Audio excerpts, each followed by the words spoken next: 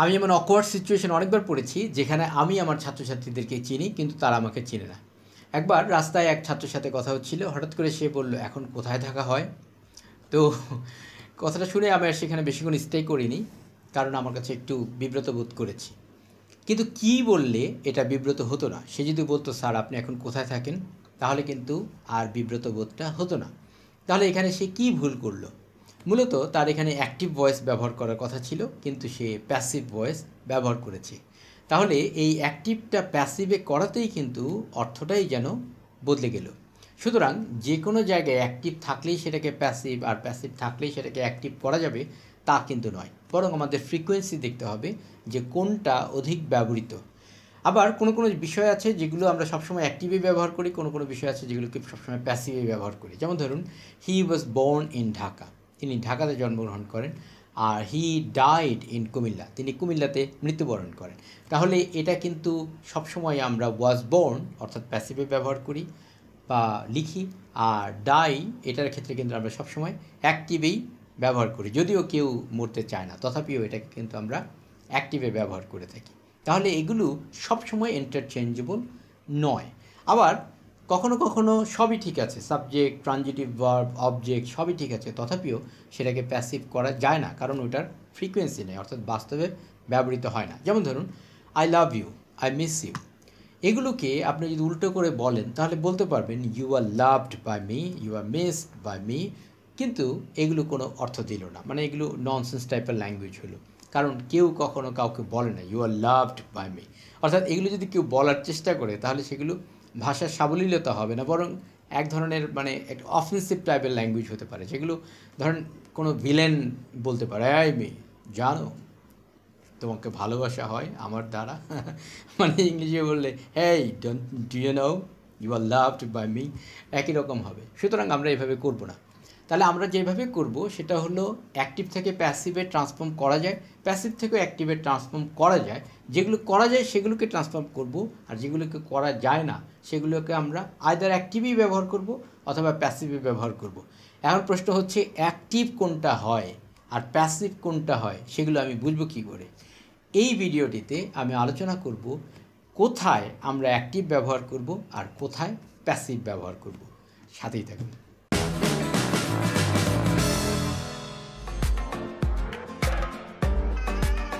প্রথমে একটু কৃতজ্ঞতা প্রকাশ করছি প্রফেসর জহুরুল ইসলাম স্যারের প্রতি, কারণ তিনি একটি বই লিখেছেন ভয়েস অ্যান্ড স্পিচ। এই বইটা অত্যন্ত চমৎকার, সেই বইটা থেকেই আমি এই অংশটা নিয়েছি। আর এটি কোনো স্পন্সর্ড ভিডিও নয়, অর্থাৎ তার প্রকাশনী ফ্রেন্ডস লাইব্রেরি বা তার পক্ষ থেকে এটা স্পন্সর করা হয়নি, বরং তার কাছ থেকে আমি অনেক কিছু শিখছি এই বই থেকে, সেজন্যই কৃতজ্ঞতাটা প্রকাশ করছি। চলুন আমরা প্রথমে অ্যাক্টিভ কোথায় ব্যবহৃত হয় সেটা আমরা শিখি, তারপরে আমরা প্যাসিভগুলো শিখব। যখন কোনো কাজের ডুয়ার এবং ডুই উভয়ই আমাদের জানা, কিন্তু ডুয়ারকে আমরা প্রাধান্য দিতে চাই, তখন আমরা অ্যাক্টিভ ভয়েস ব্যবহার করি। যেমন ধরুন, করিম কিলড আ বার্ড, এখানে করিম এটা হচ্ছে ডুয়ার, মানে ডু মানে করা, আর ডুয়ার মানে হচ্ছে যে করে, অর্থাৎ করিম কাজটি করে, সুতরাং করিম হচ্ছে ডুয়ার। আর আ বার্ড এটা হচ্ছে ডুই, কারণ এই বার্ডটা হচ্ছে এই কাজটাকে সহ্য করে, অর্থাৎ এই কাজটার যে ফলাফলটা সেটা হলো সে ভোগ করে। অর্থাৎ এই বার্ডটাকে কোনো কিছু করা হয় আর করে হচ্ছে করিম, তাহলে বার্ডটাকে হত্যা করা হয়, হত্যা করে হচ্ছে করিম, সুতরাং করিম হচ্ছে ডুয়ার আর বার্ড হচ্ছে ডুই। সুতরাং এখানে করিম, ডুয়ার, বার্ড, ডুই এই উভয়ই আমাদের জানা, তথাপিও আমরা করিমকেই এমফাসাইজ করতে চাচ্ছি, সুতরাং এখানে এটাকে আমরা অ্যাক্টিভ ভয়েসে ব্যবহার করলাম। পরের এক্সাম্পলটা দেখুন, the chairman called a meeting, অর্থাৎ চেয়ারম্যান একটি মিটিং কল করেছিল। তার মানে চেয়ারম্যান উনি হচ্ছেন ডুয়ার, তিনি কাজটি করেন, তিনি এই মিটিং কল করার কাজটি করতে পারেন, তিনি করেন। সুতরাং এখানে আমরা এটাকে অ্যাক্টিভ ভয়েসে ব্যবহার করলাম। তার মানে যখন ডুয়ার এবং ডুই উভয়ই আমাদের জানা, যখন আমরা ডুয়ারকে অর্থাৎ যিনি কাজটা করছেন কর্তা, তার উপরে যখন আমরা এমফাসিস করতে চাই তখন আমরা বা জোর দিতে চাই, তখন আমরা অ্যাক্টিভ ভয়েস ব্যবহার করে থাকি। পরেরটা দেখুন, ডিরেক্ট অর্ডার, রিকোয়েস্ট কিংবা সাজেশন দিতে, যেমন ধরুন do the work at once, অর্থাৎ এটা একটি অর্ডার, অথবা প্লিজ শাট দ্য ডোর, অর্থাৎ দরজাটা বন্ধ করুন, তার মানে এখানে এটা request. Take off your shoes before entering the mosque, অর্থাৎ টেক অফ ইউর শুজ, আপনার শুজগুলো মানে জুতাগুলো আপনি বাইরে রাখুন বিফোর এন্টারিং দ্য মস্ক, অর্থাৎ মসজিদে প্রবেশের পূর্বে। তার মানে এটা একটি রিকোয়েস্ট, এটা একটি সাজেশন।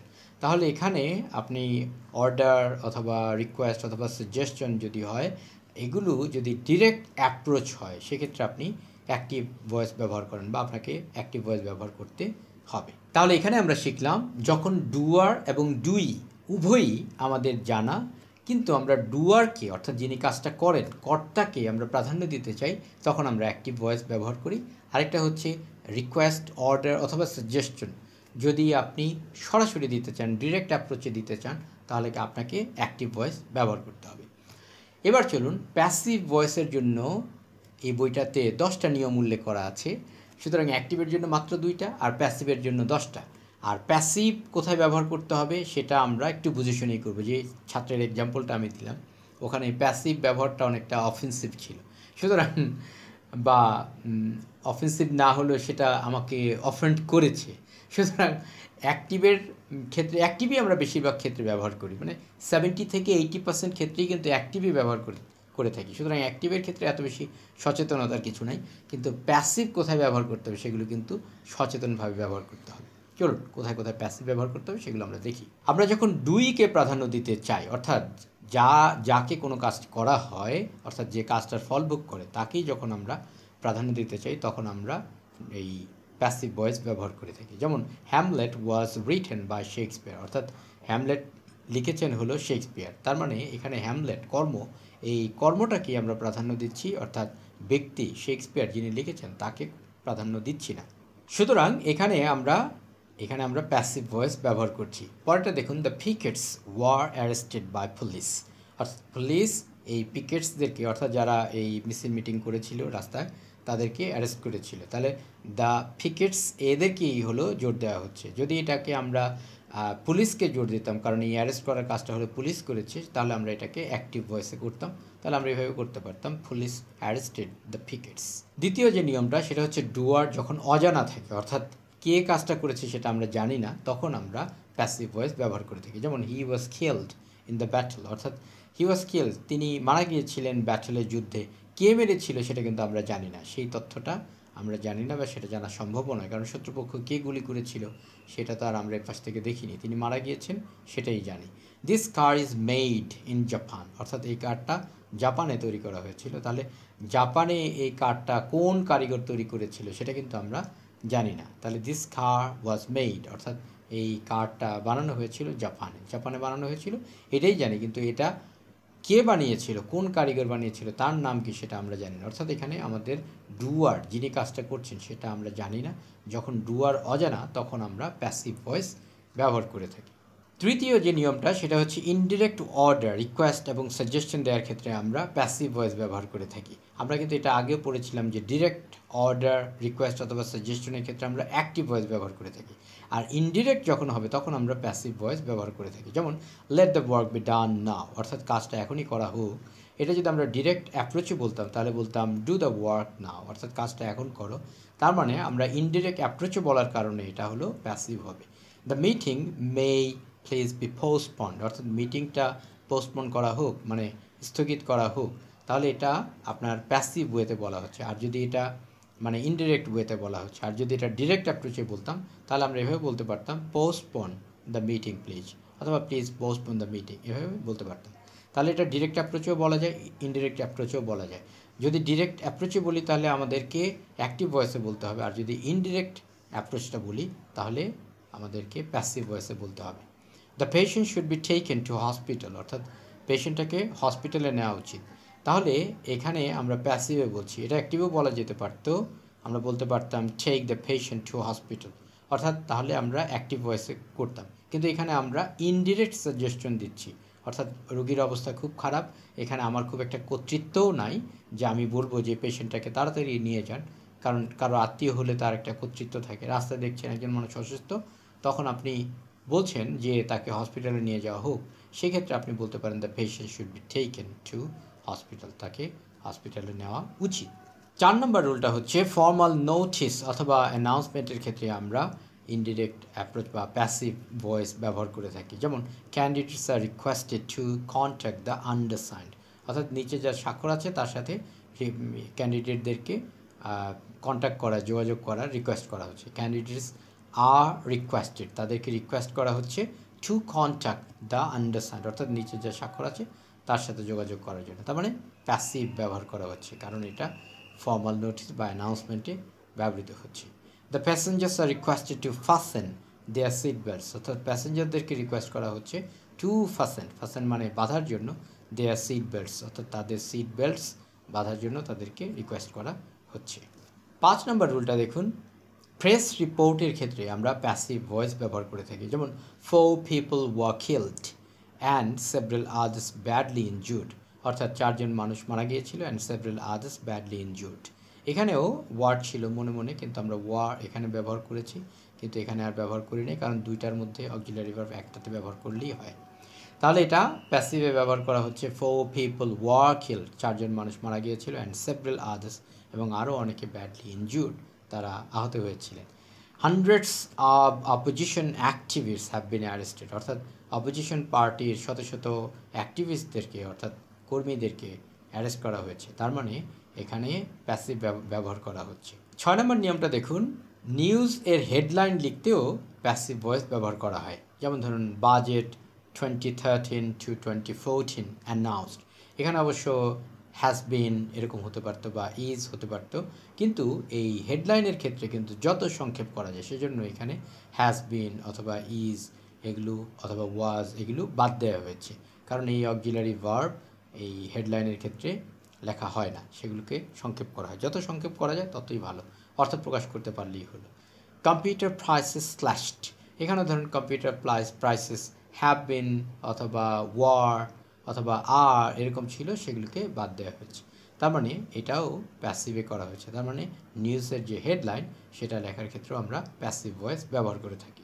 সায়েন্টিফিক রাইটিংয়ের ক্ষেত্রে আমরা প্যাসিভ ভয়েস ব্যবহার করে থাকি। যেমন hydrogen and oxygen are mixed together to produce water, অর্থাৎ পানি উৎপাদনের জন্য আমরা হাইড্রোজেন এবং অক্সিজেনকে মিশিয়ে থাকি, মানে এগুলোকে মেশানো হয়। অর্থাৎ এখানে উই মিক্স বা সায়েন্টিস্ট মিক্স এরকম দেওয়া হচ্ছে না, তাহলে ল্যাঙ্গুয়েজগুলো দুর্বল হয়ে যায়। এখানে হাইড্রোজেন এবং অক্সিজেনকেই গুরুত্ব দেওয়া হচ্ছে, যেগুলো মিশানো হয়। কারা মিশায় দ্যাটস নট ইম্পর্টেন্ট, এখানে কী কাজটা হচ্ছে সেটাই ইম্পর্টেন্ট। তাহলে সায়েন্টিফিক রাইটিংয়ের ক্ষেত্রেও আমরা এই প্যাসিভ ভয়েস ব্যবহার করে থাকি। Hydrogen and oxygen are mix together to produce water. পরের এক্সাম্পলটা দেখুন, sodium nitrate is taken in a test tube and heated to 90 degree Celsius. তার মানে এখানে হলো সোডিয়াম নাইট্রেট ইজ টেকেন, অর্থাৎ প্যাসিভ ব্যবহার করা হয়েছে। আর এখানেও কিন্তু ইজ ছিল মনে মনে, সেটাকে অমিট করে দেওয়া হয়েছে, যেহেতু কম্পাউন্ড সেন্টেন্স বারবার আর অক্সিলারি ভার্ব লেখা হয় না। এটা কিন্তু পাস্ট নয়, এটা হচ্ছে পাস্ট পার্টিসিপল ফর্ম। তার মানে এখানে টেকেন, এখানে হিটেড, এখানেও মনে মনে ইজ ছিল, তার মানে এটাও প্যাসিভ।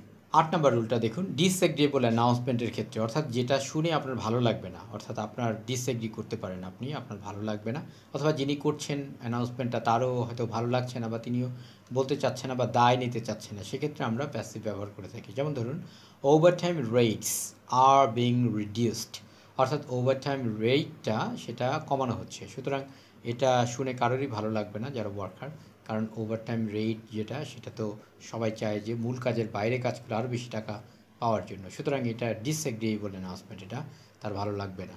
পরেরটা দেখুন, the car should be repaired, অর্থাৎ কারটাকে রিপেয়ার করা উচিত। ধরা যাক মেকানিক বলল যে কারটা ঠিক হয়েছে, কিন্তু আপনি গাড়ি চালিয়ে দেখলেন যে না, গাড়িটা ঠিক নেই, তা এখন তার মুখের উপর বলতে আপনার খারাপ লাগছে, এখন আপনি আবার বলছেন the car should be repaired, কারটাকে রিপেয়ার করা উচিত।